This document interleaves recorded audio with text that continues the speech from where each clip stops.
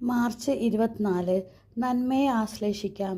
വിശുദ്ധ മത്തായി 26-ാം അധ്യായം 47 മുതൽ 56 വരെയുള്ള വാക്യങ്ങൾ.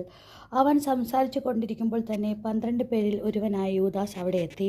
അവനോടുകൂടി പ്രധാന പുരോഹിതന്മാരും ജനപ്രമാണികളുടെയും അടുക്കൽ നിന്ന് വാളും വടികളുമായി ഒരു ജനക്കൂട്ടവും വന്നിരുന്നു.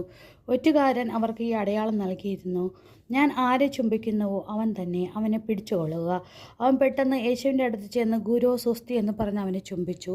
യേശു അവനോട് ചോദിച്ചു: സ്നേഹിത, നീ എന്തിനാണ് വന്നത്? അപ്പോൾ അവൻ മുന്നോട്ട് യേശുവിനെ പിടിച്ചു. യേശുവിനോട് കൂടി ഉണ്ടായിരുന്നവരിൽ ഒരുവൻ കൈ നീട്ടി വാൾ ഊരി പ്രധാന പുരോഹിതൻ്റെ സേവകനെ വെട്ടി അവൻ്റെ ചെവി ഛേദിച്ചു കളഞ്ഞു. യേശു അവനോട് പറഞ്ഞു: വാൾ ഉറയിലിടുക. വാൾ എടുക്കുന്നവൻ വാളാൽ നശിക്കും. എനിക്ക് എൻ്റെ പിതാവിനോട് അപേക്ഷിക്കാൻ കഴിയുകയില്ലെന്നും ഉടൻ തന്നെ അവിടുന്ന് എനിക്ക് തൻ്റെ ദൂതന്മാരുടെ 12-ലേറെ വ്യൂഹങ്ങളെ അയച്ചു തരികയില്ലെന്ന് നീ വിചാരിക്കുന്നുവോ? അങ്ങനെയെങ്കിൽ ഇപ്രകാരം സംഭവിക്കണമെന്ന വിശുദ്ധ ലിഖിതം എങ്ങനെ നിറവേറും? യേശു ജനക്കൂട്ടത്തോട് പറഞ്ഞു: കവർച്ചക്കാരനെതിരെ എന്ന പോലെ വാളുകളും വടികളുമായി നിങ്ങൾ എന്നെ ബന്ധിക്കുവാൻ വന്നിരിക്കുന്നുവോ? ഞാൻ ദിവസവും ദേവാലയത്തിൽ ഇരുന്ന് നിങ്ങളെ പഠിപ്പിച്ചിരുന്നു, നിങ്ങൾ എന്നെ പിടിച്ചില്ല. പ്രവാചകന്മാരുടെ ലിഖിതങ്ങൾ പൂർത്തിയാകാൻ വേണ്ടിയാണ് ഇതൊക്കെയും സംഭവിച്ചത്.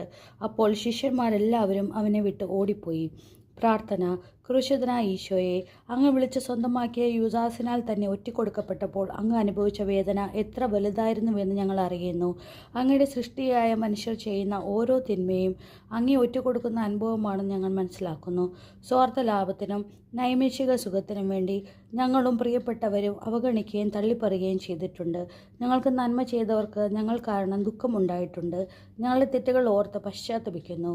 ഒരിക്കലും സത്യത്തെയും നന്മയും ഒറ്റിക്കൊടുക്കാതിരിക്കാൻ ഞങ്ങളെ കനിയണമേ. സുഹൃത്ത് ജപം. ഈശോയെ, നന്മയെ ആശ്ലേഷിക്കാൻ അനുഗ്രഹിക്കണമേ. ഈശോയെ, നന്മയെ ആശ്ലേഷിക്കാൻ അനുഗ്രഹിക്കണമേ. ഈശോയെ, നന്മയെ ആശ്ലേഷിക്കാൻ അനുഗ്രഹിക്കണമേ.